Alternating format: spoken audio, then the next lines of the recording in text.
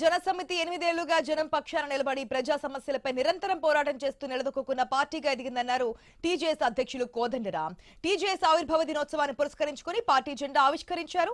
డబ్బు కేంద్రంగా మారిన ప్రస్తుత రాజకీయ పరిస్థితుల్లో కూడా ప్రజల పక్షాన నిలబడి వారి సమస్యలపై గొంతెత్తిన పార్టీగా జనసమితి ప్రత్యేకతను చాటుకుందని అన్నారు. మే 12న పార్టీ ప్లీనరీ నిర్వహించి భవిష్యత్తు కార్యాచరణపై కీలక నిర్ణయాలు తీసుకుంటామని చెప్పారు.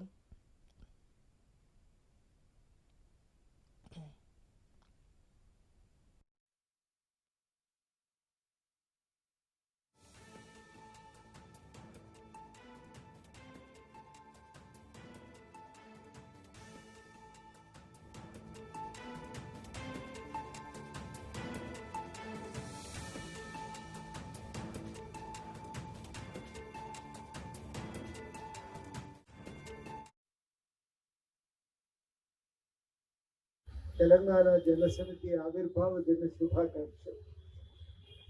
8 సంవత్సరాలు మనం ప్రయాణం చేసుకుంటూ వచ్చినాం.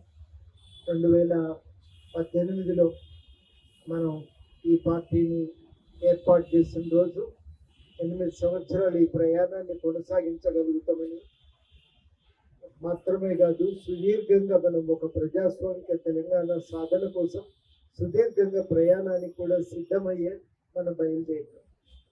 కానీ 8 సంవత్సరాలు మనం అనేక ఇబ్బందులు ఎదుర్కొన్నాం. దాడులు జరిగినాయి, నిర్బంధాలైనాయి, కేసులు పెట్టిన మన మీద. ఇన్నింటినీ తట్టుకొని మనం నిలబడగలిగినాం ఒక పార్టీగా. అది మామూలు విషయం కాదు.